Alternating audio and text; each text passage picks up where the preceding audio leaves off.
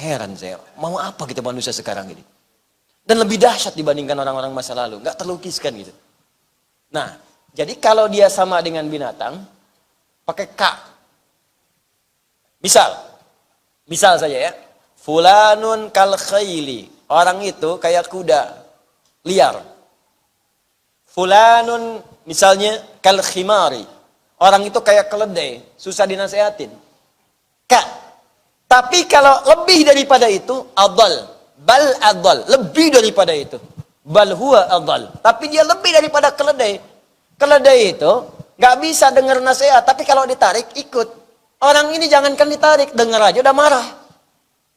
Keledai, sekeledai-keledainya. Jadi Firaun ya. Sekeledai-keledainya, dengar azan, masih dengar. Manusia yang punya akal, punya takwa, walaupun ada nafsu, dengar azan bisa marah. Itu memahaminya seperti apa gitu. Makanya ada manusia yang perlu dikembalikan lagi, direset ulang. Reset. Supaya sifat-sifat yang mirip hewan ini hilang. Kalau lebih, kita sembelih kalau bisa hilang. Bukan orangnya, sifatnya. Sifatnya. Makanya turun ayat, ada manusia yang mengadopsi sifat hewan. Nafsunya itu nggak bisa terkontrol, saking nggak bisa dikontrol, mirip bahkan lebih. Turun Quran surah ke-7 ayat 179. Awas. Pertama ancaman. Walaqad dzara'na li jahannam katsiran minal jinni wal ins. Hati-hati, siap-siap. Kami telah siapkan bahan bakar neraka. Bahan bakar neraka jahannam, bukan neraka biasa, jahannam. Siapa bahan bakar neraka jahannam itu? Kalangan manusia yang tidak bisa menjaga nilai kemanusiaannya, sama dengan hewan atau bahkan lebih. Jadi kalau ada yang seperti itu, sayangi mereka, doakan, balikan lagi seperti semula. Siapa ciri-cirinya? Lahum qulubun la yafqahuna biha, wa lahum a'yunun la yubsiruna biha. Mereka punya pikiran, punya akal, tapi buntu akalnya. Buntu, rakus-rakusnya. Monyet semonyet-monyetnya. Kasih kacang, ambil tangan. Kasih lagi, ambil kiri. Datang yang lain, usir. Tapi di area itu saja. Manusia semanusia-manusianya kok bisa lebih daripada monyet? Datang daerah orang, infansi, yang punya rumah suruh keluar, gak mau, tembak. Bom, hancurkan. Ambil areanya. Lebih rakus daripada monyet. Pernah ada yang dikutuk jadi monyet untuk menunjukkan jangan seperti monyet. Yang sekarang lebih daripada monyet. Ambil, rakus, tembak, bom, bunuh, gak peduli. Paling-paling cuma demo dikit, habis itu bubar. Garis lagi, tangkap lagi, hancurkan lagi, penjara lagi, bunuh lagi. Manusia. Sekarang nampak. Coba lihat. Hewan serakus-rakusnya, macan segalak-galaknya, apa pernah mengeksekusi kemudian anaknya? Orang sekarang bisa mengorbankan keluarganya untuk mendapatkan jabatan dunia yang tidak seberapa. Ya. Macan semacan-macannya.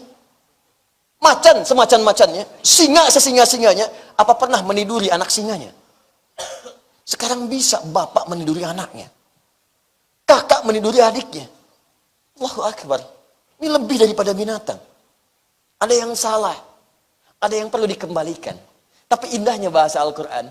Bukan dihujani dengan segala hal yang buruk. Bukan dieksekusi. Balikin dia, doain lagi supaya balik lagi. Jangan sampai pulang jadi bahan bakar neraka jahanam. Tobat. Balik, ayo balik. Itu indahnya Al-Quran itu. Sebelum dia dihukum dengan hukuman di akhirat nanti, diberi kesempatan taubat. Kamu taubat dulu deh. Jangan sampai dihukum kata Allah. Jangan sampai batas akhir tiba kamu wafat. Jadi status pendosa. Pulang balik. Ya. Walahum. Ingat baik-baik kalimatnya. Adhanun la yasma'una biha. Punya telinga gak bisa dengar. Ulaika kal an'am. Mereka mirip binatang ternak. Balhum adal. Bahkan lebih daripada itu. Nah ini dia. Maka kesimpulannya. Tahan sebentar. Kesimpulannya, kalau ada manusia yang dominan sifat nafsunya, sama dengan binatang, atau lebih daripada binatang, maka kita mesti bantu untuk mengendalikan sifat itu, sembelih sifat itu.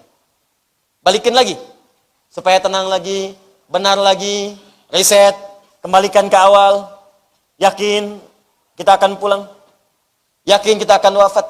Jangan sampai wafat di bawah status hewan, rugi. Jangan sampai wafat di bawah status hewan, rugi. Jangan sampai wafat di bawah status hewan, rugi. Anjing seanjing-anjingnya dianggap najis dengan segala rupa. Tapi ingat, Ada anjing yang punya jasa sangat besar sampai diabadikan dalam Al-Quran. Anjing yang sahibul kahf itu. Penjaga gua itu. Yang sangat luar biasa.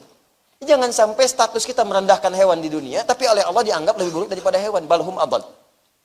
Nah, makanya kita mesti punya satu momentum untuk mengembalikan keadaan kita, harus kembali ke asal mula. Harus kita hilangkan nih.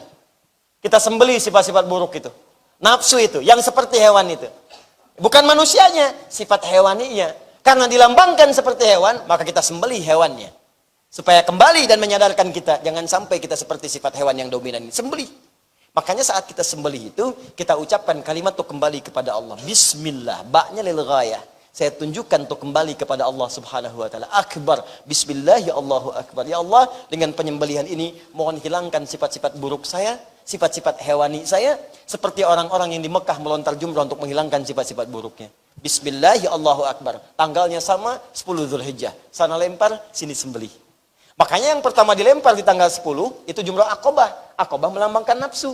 Lampar dulu yang nafsunya. Di sini yang disembelih hewan, sifat hewani, nafsu tadi. Begitu disembelih selesai, Bismillah, Allahu akbar, kita menghadap ke arah kiblat, kemudian kita berdoa. Karena itu disebut dengan adha, mengambil makna udhiyah, menyembelih hewan di waktu duha untuk menghilangkan sifat-sifat hewan yang melekat pada diri kita sehingga lahir sifat ketenangan dan ketentraman dalam diri kita. Makanya orang-orang yang selesai dia Idul Adha-nya, penyembelihannya menjadi lebih dekat hubungannya dengan Allah.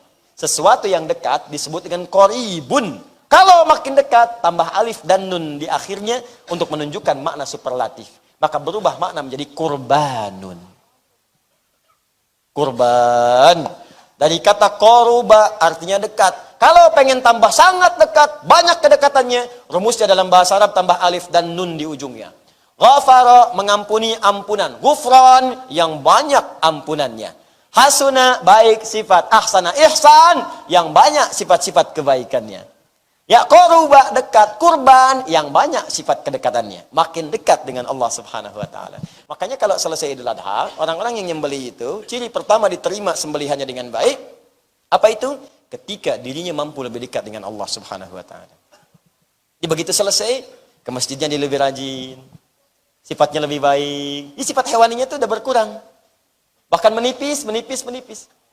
Jadi jangan sampai Anda berkorban, hanya sekedar berkorban. Hewannya yang dikorbankan, Andanya nggak ada apa-apanya. Sapi dari bapak, beratnya 1 ton 2 kintal.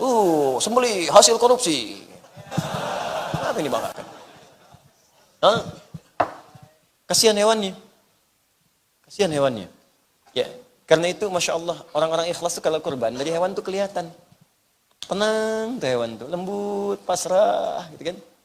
Walaupun tidak semua harus jadi ukuran seperti itu. Tidak semua jadi ukuran. Bisa jadi tafsiran itu bisa banyak. Hewan yang ngamuk-ngamuk, ini tandanya nafsunya banyak, ya kan. Juga. Jangan ada kirata lah, kira-kira nyata. Ilmu seperti itu dihilangkan aja. Ya.